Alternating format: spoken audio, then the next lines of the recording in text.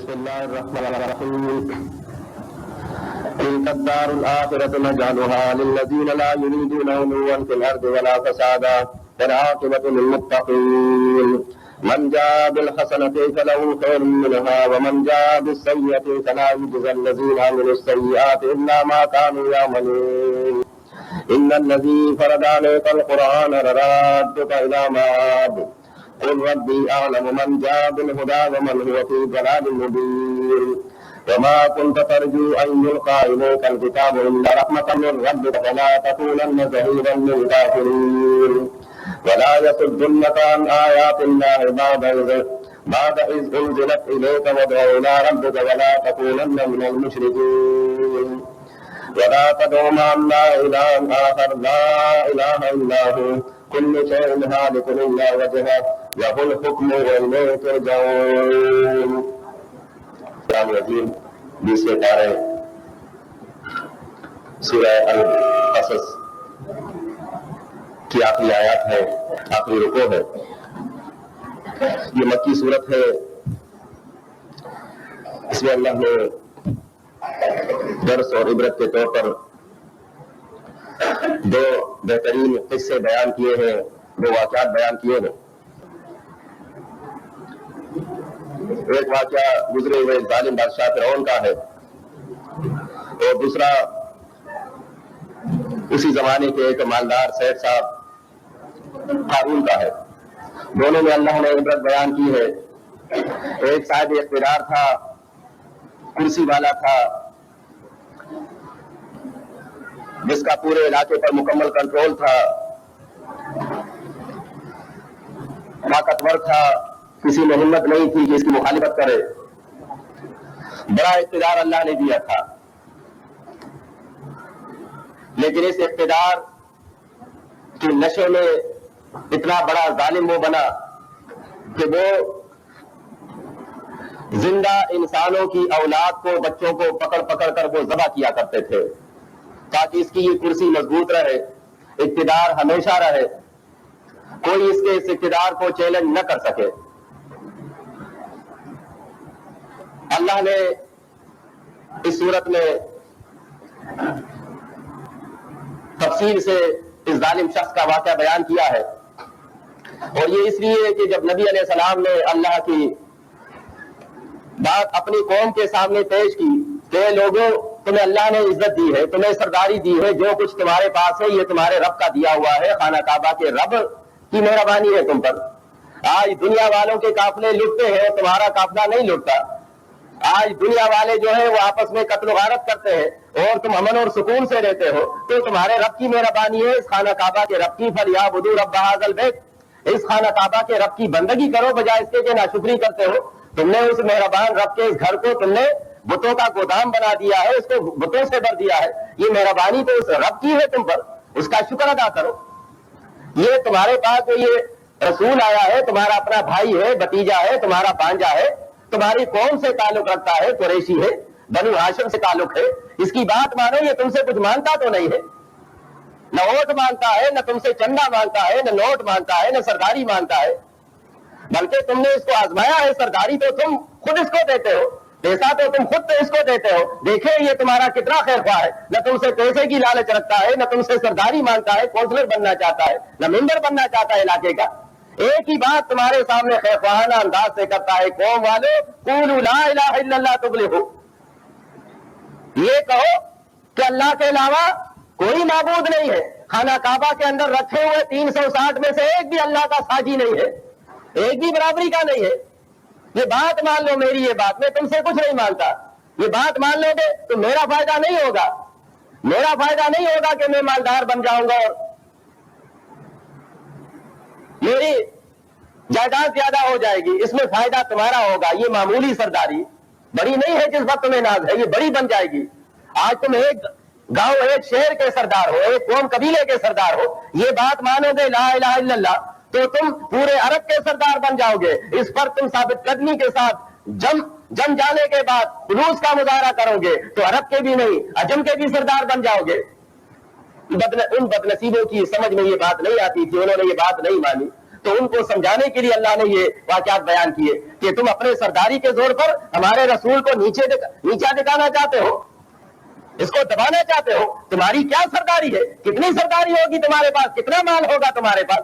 تم سے دیکھے پہلے یہ آدمی گزرا ہے، فرعون نام ہے، اتنا بڑا بادشاہ، اتنے بڑے مملکت کا سربراہ، انہوں نے ہمارے رسول کو نیچا نہیں دکھایا، نہ دکھا سکے، کمزور نہ کر سکے. تم کون ہو معمولی سرداریوں کے ساتھ ہمارے رسول کو پکڑنے والے اور سزا دینے والے؟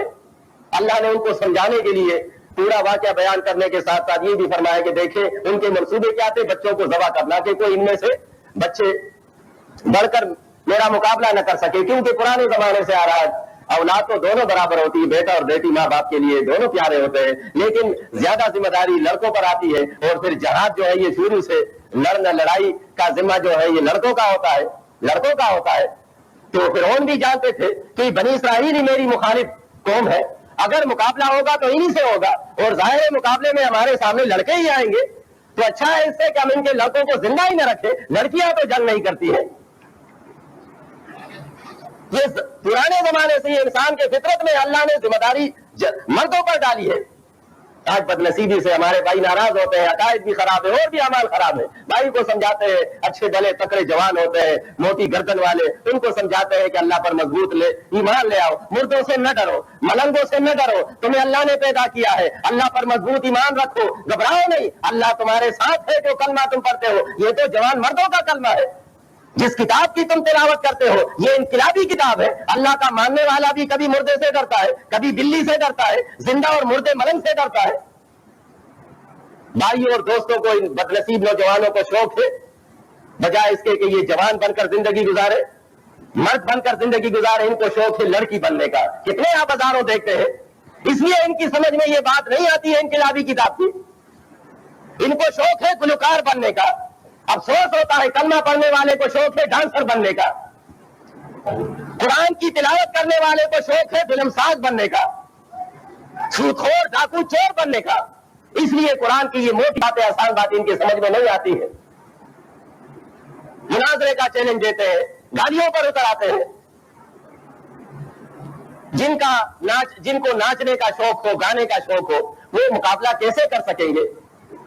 اگر فرعون کے زمانے میں یہ نوجوان ہوتے جو آج ہمارے اس ملک کے بدنصیب ہیں نوجوان، تو وہ کبھی ان کو دبا نہیں کرتا. وہ تو اس لیے ان سے ڈرتا تھا کہ یہ نوجوان بڑے ہو کر ہم سے لڑائی لڑیں گے اور یہ ہمارا مقابلہ کریں گے. اگر ان کو یہ معلوم ہوتا کہ بڑے ہو کر گلوکار بنیں گے، ڈانسر بنیں گے، اپنی محفلوں میں اپنے دربار میں لا کر، اپنے محل میں لا کر ان سے تو وہ چھول کرتے، ان کو نچواتے اپنے سامنے. دیکھیں اس زمانے کے بنی اسرائیل سے فرعون ڈر رہا تھا، لیکن ہمارے اس نوجوان سے، کلمہ پڑھنے والے اس جوان سے آج ہندو نہیں ڈرتا ہے، مذاق اڑاتا ہے. کیوں اڑاتا ہے؟ وہ بالکل صحیح مذاق اڑاتا ہے. اس کو بڑا شوق ہے کہ میں ہندو گلوکار سے بھی بڑا مشہور گلوکار بن جاؤ. یہ مقابلہ کرتا ہے گانے کا، یہ مقابلہ کرتا ہے فلم سازی کا، یہ اس کی خاتون مقابلہ کرتی ہے اداکاری کا، ان کے ساتھ مقابلہ ہے ہندو کے ساتھ اس میدان میں. کبھی نہیں سوچتا کہ اس کے ساتھ میں میدان میں جہاد کا مقابلہ کروں، لڑائی ہو اس سے. لیکن یہ اس حالت میں کہ اس نوجوان کا ایمان اور عقیدہ بھی صحیح ہو. یہ نہیں جس طرح آج یہ دوسرے معاملات میں جو ہمیں بیوقوف بنایا گیا ہے. آج وہی شکاری ہے، نیا جال لا کر ہمارے سامنے پھینکا ہے، نیا جال کے ساتھ آئے ہیں، وہی فرقہ پرست ہے، وہی مسلک پرست. آج دیکھیں اس ملک میں آپ دیکھیں پورے پاکستانیوں کو پریشان کیا ہے. بنیادی بات ایمان اور عقیدے کی چھوڑ کر جہاد کی بات اٹھائی ہے. جہاد تو فرض ہے مومن مسلمان پر، لیکن اس سے پہلے ایمان ضروری ہے. بنی الاسلام علی خمس، شہادت لا الہ الا اللہ وان محمد رسول اللہ. فرائض سے پہلے اس بات کی گواہی دینی ہے کہ اللہ کے علاوہ کوئی معبود نہیں ہے. لاہور والا داتا نہیں ہے، پنڈی والا قسمتوں کا بنانے والا نہیں ہے، پشاور والا پیر بابا یہ اولاد نہیں دیتا، بغداد والا غوث اعظم نہیں ہے، مدینے والے یہ جولیاں بھر بھر کر اولاد نہیں دیتے. پہلے تو یہ ایمان رکھنا ہے، اشہد ان لا الہ الا اللہ. علی رضی اللہ عنہ مشکل کشا نہیں ہے. اس کے بعد محمد الرسول اللہ صلی اللہ علیہ وسلم یہ اقرار کرنا ہے. قبر کو پختہ نہیں کرنا ہے، مردے کا تیجا نہیں کرنا ہے، مردے کا 40واں نہیں کرنا ہے، مردے کی برسی نہیں منانی ہے. کیوں؟ محمد الرسول اللہ گواہی دی ہے کہ محمد सल्लल्लाहु अलैहि वसल्लम अल्लाह के सच्चे रसूल है, और सच्चे रसूल की हालत आप देखेंगे, जिंदगी को देखेंगे, ये चीजें नहीं है। जब ये ईमान टूट जाए, इस पर जमाया ईमानदार, उस पर अगर कोई दुश्मन हमला करे, कोई मुकाबले का चैलेंज दे, और इज्तिहाद के जरिए से उनके जो भाई है, उनके जो उमरा है, वो ये इज्तिहाद करे कि हाँ मुकाबले की हिम्मत है, हम मुकाबला कर सकते हैं। जरूरी नहीं है कि आपको कोई चैलेंज दे, आपको बड़ी आबादी चैलेंज दे, आपकी तादाद 10, 15 हो, 20 और आप भी मैदान में आए। देखे नबी अलैहिस्सलाम की तादाद मक्के में 100 तक की, 100 से ज्यादा। जहाद का हुक्म नहीं था। मदीने में गए तो मदीने के लोग शामिल हो गए, वहां 313, 1000 के मुकाबले में 313 हुए, तो अल्लाह ने फरमाया अब मैदान में निकलो, अब मैदान में निकलो। 1 और 3 का है। पाकिस्तान में तकरीबन इनके हिसाब से 15 करोड़ है। 15 करोड़ में उस वक्त जहाद उस हिसाब से फर्ज होगी ईमान की बात पेश करने वालों पर। जब कम से कम तादाद 5 करोड़ तो हो जाए, 5 करोड़ तो हो जाए, 3 का तो हो जाए। अगर 5 नहीं है, 4 हो जाए, 3 हो जाए, 2 करोड़ हो जाए। अब 15 करोड़ लोग हैं, वो कुरान की मुखालिफत करते हैं, मज़ारात को सरकारी तौर पर पूजते हैं, माबूद बनाया है। सरकारी हुक्मरानों का सरकारी माबूद जो है वो मुर्दा है। तो ऐसे लोग, इनको आप समझाते रहेंगे, तबलीग करते रहेंगे, इनके सामने कुरान बयान करते रहेंगे, नबी अलैहिस्सलाम के सुन्नत को पेश करते रहेंगे, और ये जब गालियां देंगे, ये जब मुखालिफत करेंगे, तो क्या करना है? तवासौ बिल हक व तवासौ बिस सब्र। जब हक पेश करोगे तो उसके बाद जो तुम्हारी मुखालिफत होगी, तो तुम्हें इसको बर्दाश्त करना है, सब्र करना है। ये तुम्हारे रब ने तुम्हें हुक्म दिया है, अगर तुम्हारी तबलीग अल्लाह के लिए है।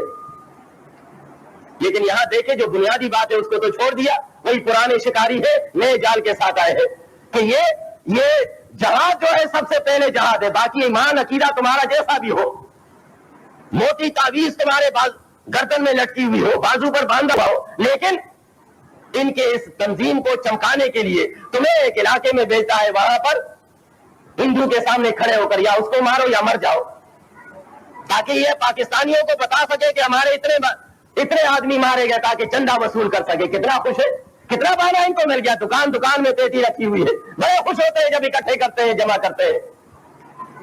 जमा करने वाले खुद नहीं जाते। नबी अलैहिस्सलाम जंग बदर में शामिल हुए, नबी अलैहिस्सलाम जंग उहद में शामिल हुए, नबी अलैहिस्सलाम जंग खंदक में शामिल हुए, सारे काफिरीन शामिल होते थे सहाबा किराम। ये क्यों नहीं जाते? क्या इन पर ये फर्ज नहीं है? दूसरे जिसका ईमान भी खराब है, 11वीं खाने वाले को वहां भेजता है, मुर्दों को माबूद बनाने वालों को वहां भेजता है। ईमान खराब है, वहां जहाद के लिए तुम जन्नत जाओगे, कैसे जाओगे? नहीं जा सकते। ईमान खराब हो तो कोई नहीं जा सकता। याद रखे, नबी अलैहिस्सलाम के जमाने में एक बदरी पहलवान आता है। जब बदर में जहाद के लिए निकल रहे थे नबी अलैहिस्सलाम, तो वो आए, नबी अलैहिस्सलाम से फरमाया, बहादुर थे कि एक इलाके के लोग हैं और शौक था उनको कि मैं लड़ूंगा मदीने की तरफ से, इस्लाम की तरफ से नहीं, अपने मुल्क वतन की तरफ से लड़ूंगा। नबी अलैहिस्सलाम के पास आते हैं कि मैं आपके साथ जाना चाहता हूँ, लड़ना चाहता हूँ। बुखारी की रवायत है। नबी अलैहिस्सलाम ने देखे पहले क्या पूछा? कुछ नहीं हुआ कि पहलवान आया, लोगों नारे लगाओ, हमारे साथ इतना मजबूत आदमी आया, हमारे लश्कर मजबूत हो गई। उन्होंने कहा आप गवाही देते हैं कि अल्लाह के अलावा कोई माबूद नहीं है और मैं अल्लाह का रसूल हूं? उन्होंने कहा, बड़े दिलेर आदमी थे, उन्होंने कहा नहीं, ये गवाही तो नहीं देता, मैं तो मदीने की तरफ से लड़ना चाहता हूं। नबी अलैहिस्सलाम ने फरमाया हमारे साथ न जाए, ये तो इस्लाम और कुफ्र की लड़ाई हो रही है, ये तो इस्लाम और कुफ्र की लड़ाई हो रही है। लेकिन वो तो बहादुर आदमी थे दिलेर। जब इनकार हुआ तो कुछ देर के बाद फिर दोबारा करीब गए नबी अलैहिस्सलाम के पास कि मैं वाकई लड़ना चाहता हूं। उसका तो ये ख्याल था कि जिस तरह दुनिया की तंजीमें खुश हो जाती है, जो भी हो, लेकिन इसकी तरफ से लड़े और नाम नमूद हो और बहादुरी साबित हो जाए। नबी अलैहिस्सलाम के पास गए तो उन्होंने दोबारा पूछा इससे कि क्या तुम गवाही देते हो कि अल्लाह के अलावा कोई माबूद नहीं है और मैं अल्लाह का रसूल? उन्होंने कहा दूसरी मर्तबा भी कहा नहीं देता मैं इसका। नबी अलैहिस्सलाम ने फरमाया हमारे साथ न जाए। तीसरी मर्तबा वो आए नबी अलैहिस्सलाम के पास। उसने फैसला किया था मैं लड़ना चाहता, बुज़दिल नहीं थे। यहाँ तो कलमा पढ़ने वाला कब्र से डरता है, यहाँ तो ये कलमा पढ़ने वाला मुर्दों से डरता है। देखे, मुशरिक था, ईमान भी नहीं ला। इतना बहादुर आदमी, 1000 के मालूम है कि ज्यादा है दुश्मन, लेकिन लड़ना चाहते थे। और ऐसे बहादुरों को अल्लाह ईमान देता है। तीसरी मर्तबा आया, नबी अलैहिस्सलाम से फरमाया मैं जाना चाहता हूँ। नबी अलैहिस्सलाम ने वही पूछा, ये नहीं कहा कि तुम दिमाग खराब करते हो और बार बार पूछते हो आओ हमारे साथ लड़ो, शौक पूरा करो। नहीं, दोबारा तीसरी मर्तबा पूछा, गवाही देते हो कि अल्लाह के अलावा कोई दाता नहीं है, कोई मुश्किल कुशा और हाजत रवा नहीं है, मैं अल्लाह का सच्चा रसूल हूं। तीसरी मर्तबा उसने कहा मैं गवाही देता हूं। तीसरी मर्तबा कुछ नसीब थे, तीसरी मर्तबा कहा मैं गवाही देता हूं। नबी अलैहिस्सलाम ने फरमाया आइए हमारे साथ, अब जितने भी कुर्बानी दोगे अल्लाह की तरफ से अजर मिलेगा, इसके मुकाबले में जन्नत है। जन्नत ईमान वालों के लिए होता है, ईमान वालों के लिए। आज यहाँ पर ये जो जहाद जहाद के नारे लगाए हुए हैं, आप आम आदमी भी समझ सकता है, ये कोई मुश्किल बात नहीं है। अगर हम नबी बयान करें आम आदमी भी समझ सकता है। देखें इनकी तंजीमें बनी हुई है, ये लश्कर तैयबा है, ये अलग मसलक वाले हैं, ये अलग मसलक वाले हैं, ये जैश मोहम्मद है, ये अलग मसलक है इनका। ये आपस में एक दूसरे के पीछे नमाज भी नहीं पढ़ते, एक दूसरे को गैर मुकल्लिद और मुकल्लद कहते हैं, सही भी नहीं समझते। लेकिन दोनों यहाँ से दो भाई है, एक को जैश मोहम्मद अपनी बातों में लाकर कश्मीर भेजता है और दूसरे को लश्कर तैयबा वाले बातों में लाकर कश्मीर भेजता है। दोनों मर जाते हैं वहां। किस लिए? अगर वहां कश्मीर कब्जे में आ भी गया, एक आसान सा कुलिया है, कश्मीर आ गया, समझो इन दोनों ने आजाद कर लिया, कश्मीर तो इनके कब्जे में आएगा भी नहीं, कश्मीरियों के पास जाएगा। वहां बेहिसाब पार्टियां बनी हुई है, पहले तो इनके कब्जे में जाएगा आजाद होने के बाद, लेकिन अगर इनके पास आए तो सादा सी बात है, ये आपस में लड़ेंगे। क्यों? लश्कर तैयबा वाले, अली हदीस वाले कहेंगे वजीर आजम हमारा होगा कश्मीर का, जैसे मोहम्मद वाले कहेंगे वजीर आजम हमारा होगा, एक दूसरे को लिस्ट बताएंगे इतने हमारे शहीद हुए और इतने कुर्बानियां हमने दी है। तो आज ये बंदूक, ये गोली जो हिंदू के खिलाफ इस्तेमाल हो रहा है, कश्मीर फतह होने के बाद ये आपस में इस्तेमाल करेंगे। इसका मुजाहरा तो तुमने अफगानिस्तान में देखा है, दूर की बात नहीं है, पड़ोस की बात है। दुश्मन रूस निकलने के बाद वो किस पर फायरिंग करते थे, उनका हथियार किसके खिलाफ हो रहा था? आपस में हो रहा था। किस चीज पर? कुर्सी पर, सदारत पर, वजारत पर। इनका भी यही होगा। ये तो बच्चे भी समझ सकते हैं। अगर तुम मुखलिस हो और तुम ये वाकई तुम आपस में नहीं लड़ना चाहते हो, तो आज सख्त वक्त में तुम एक क्यों नहीं होते हो? तुम एक क्यों नहीं होते हो? ऐलान कर दो कौम के सामने कि हम एक है, हम एक है, अली हदीस और देवबंद एक है। ऐलान आज नहीं करते इस मुसीबत में, मुश्किल वक्त में, तो कल ये क्या करेंगे अमन के वक्त? ना समझ लोगे जो इनकी बातों में आते हैं और वो कहते हैं नहीं जी हम तो वहां जाकर जहाद करते हैं। जहाद क्या करते हैं? जहाद अगर ये करते मुखलिस होते तो ये जो कुछ मकबूजा कश्मीर में होता है वही काम आजाद कश्मीर में हो रहा है। कोई मुख्तलिफ काम तो नहीं हो रहे। जो मकबूजा कश्मीर के इस्लामाबाद में होता है उससे ज्यादा खराबियां बदकारियां आपके पाकिस्तान के इस्लामाबाद में। अगर तुम वाकई मुजाहिद हो तो अपने इस्लामाबाद को सही करो। सबसे ज्यादा शराब पिया जाता है पाकिस्तान के इस्लामाबाद में, सबसे ज्यादा बदकारियां हो रही है, हर आदमी जानता है। इस इस्लामाबाद को सही करो। तुम वहां हिंदू के इस्लामाबाद को जाकर सही करते हो, वो तुम्हारे कब्जे में तो नहीं आएगा। आज तुम्हारे अपने घरों में, अपने मुल्क में, अपने कश्मीर में इंडिया की फिल्में चल रही है, तुम वहां के सिनेमा को गिराते हो, ये कौन ठीक करेगा? यही जहालत वाली बातें हैं जिस पर आप हाई लेवल पर ये देखेंगे तो इंसान हैरान होता है। ये किताब ऐसी चीज है, अल्लाह की किताब, किसको पढ़ने वाला वो जीरक होता है, दाना समझदार होता है। हाई लेवल पर आप देखें, ये बातें हम अक्सर अपने भाइयों से करते हैं। ये देखें, बाज लोग हमें ये ताना देते हैं कि तुम, ये सारी दुनिया नहीं समझती है, सारी दुनिया, सिर्फ तुम कुछ लोग हो, तुम कुछ 10-15 आदमी हो, तुम समझते हो। सारी दुनिया की मिसाल तुम्हारे सामने है। हमारे पड़ोस की बातें हैं। कुरान में तो अल्लाह ने दर्स दिया है, सारा समझाया है कि दुनिया वाले नहीं समझते। नबी अलैहिस्सलाम से फरमाया वइन तुति अक्सर मन फिल अर्दी युदिल्लुका अन सबीलिल्लाह, कि अगर तुम दुनिया की जमीन की अक्सरियत की बात मानोगे ये तुम्हें गुमराह कर देंगे। दुनिया की अक्सरियत वाले गुमराह होते हैं।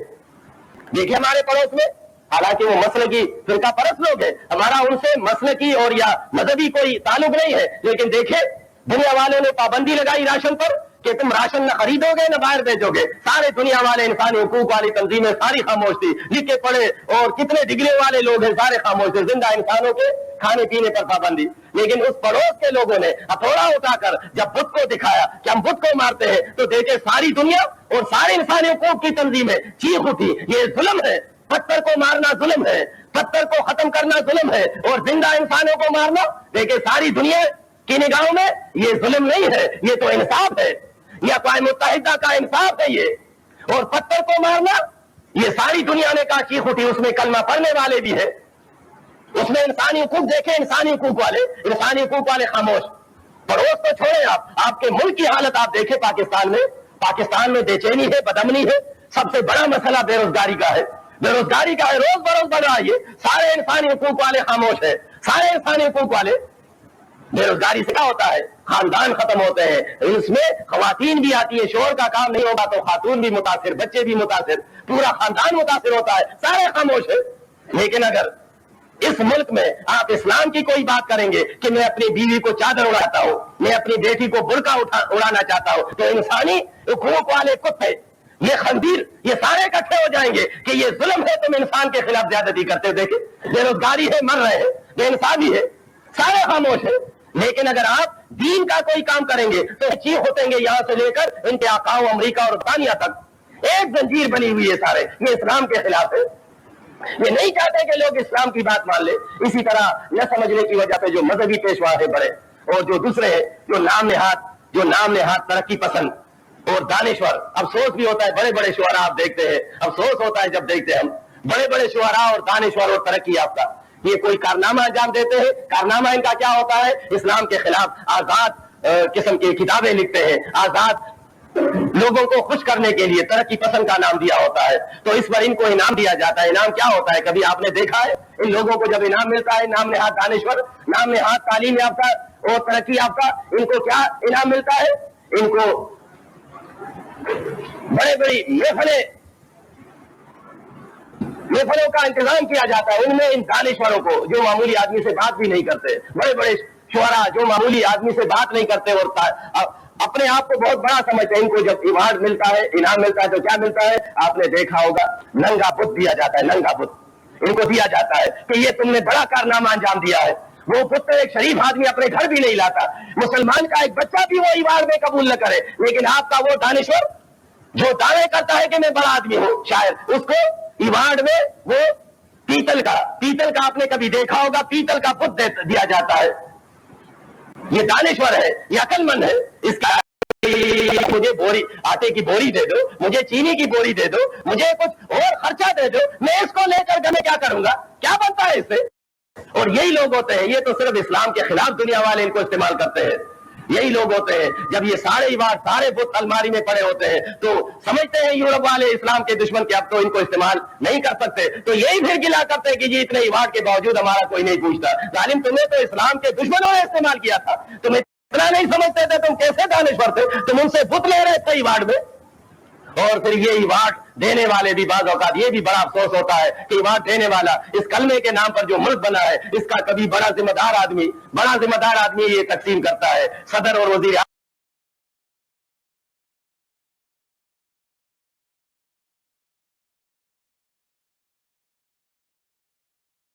اعظم تقسیم کرتا ہے, ذمہ دار آدمی تقسیم کرتا ہے. ذرا ان میں سمجھ ہوتی, شرم حیا والے ہوتے تو یہ ایسے محفل میں بھی نہ جاتے کہ یہ کام ہم سے کرتے ہو. اس اسلامی کے قلعے کے ہم صدر ہیں, ہم وزیر اعظم ہیں, ہم سے یہ بت تقسیم کرتے ہو, ہم سے یہ ایوارڈ فنکاروں اور گلوکاروں اور ڈانسروں کو دیتے ہو. یہ تو کسی خاکروم سے, کسی چرسی سے, کسی ملنگ سے, کسی دھوکہ باز سے یہ تقسیم کرو. ہم سے اتنے بڑا ہوتا ہے, ہم سے یہ فنکاروں کو, ناچنے والوں کو دیتے ہو, اور وہ بھی بت تقسیم کرتے ہو. مسلمان کا ایک بچہ بھی یہ نہ لے کسی سے جو مسلمان کا بچہ ہو. اور یہ ہمارے ملک کے بڑے بڑے دانشور دیکھیں, یہ وہاں پر باقاعدہ لینے کے بعد شکریہ بھی ادا کرتے ہیں اور تالیاں بھی لوگ پیٹتے ہیں. تالیوں والے بھی پاکستانی ہوتے ہیں, کلمہ پڑھنے والے. تو دنیا میں ایک میدان نہیں ہے, دیکھیں ہر طرف جتنے بھی میدان ہے وہ ہر طرف سے ہمیں بیوقوف بنا رہے ہیں. ہمارے کتنے لکھے پڑے بھائی ہوتے ہیں, دوست ہوتے ہیں, وہ ان کی باتوں میں آ جاتا ہے کہ نہیں جی مولوی صاحب ٹھیک کہتا ہے, یہ سیاستدان صحیح کہتا ہے, یہ ہمارا دانشور صحیح کہتا ہے. تم جو ہو تم سختی کرتے ہو, تم پرانی باتیں ہمارے سامنے بیان کرتے ہو. پرانی باتوں میں تو عزت ہے, پرانی باتوں میں تو حیا ہے, پرانی باتوں میں کامیابی ہے. یہ پرانی نہیں ہے, یہ آج بھی اس پر عمل کرو گے دنیا میں بھی کامیاب رہو گے. تمہاری رب کی بات کبھی پرانی نہیں ہو سکتی ہے. تمہارے رب نے یہ باتیں تمہیں سمجھانے کے لیے بیان کی ہے. اسی بڑے ظالم فرعون کا واقعہ بیان کرتے ہوئے فرمایا کہ اس نے یہ منصوبہ بنایا تھا کہ میرے مقابلے میں کوئی نہ ہے, اس لیے لڑکوں کو, جوانوں کو ذبح کرتے تھے, لڑکیوں کو چھوڑ لیتے تھے, لڑکیوں کو چھوڑتے تھے. لیکن اللہ کے منصوبے کا جو مقابلہ کرتا ہے ان کا یہی اثر ہوتا ہے. دیکھیں جس بچے کے ہاتھ سے موسیٰ علیہ السلام جو بعد میں اللہ کے پیغمبر بنے, جس کے ہاتھ سے اللہ نے ان کو غرق کرنا تھا اور تباہ کرنا تھا, ان کی سلطنت کو ختم کرنا تھا, اس بچے کو اٹھا کر کتنا بڑا درس ہے, اس بچے کو اٹھا کر اس ظالم فرعون کی جولی میں ڈال دیا. تم کتنے بڑے بدماش ہو, تم اللہ کا مقابلہ کرتے ہو. یہ بچہ یہ تم جولی میں رکھو گے, گود میں تم اس کو کھلاؤ گے پلاؤ گے, وہ رب تمہیں تمہارے ہاتھوں سے اس کو جوان تمہارے گھر میں جوان کر کے دکھائے گا تمہیں. کتنی بڑی عبرت ہے. دیکھیں وہ بچوں کو ذبح کر رہے تھے کہ وہ بچہ نہ آئے مقابلے میں, اور جس بچے کے ہاتھوں سے اللہ نے اس کو تباہ کرنا تھا اس کو اٹھا کر اس کے گود میں ڈال دیا.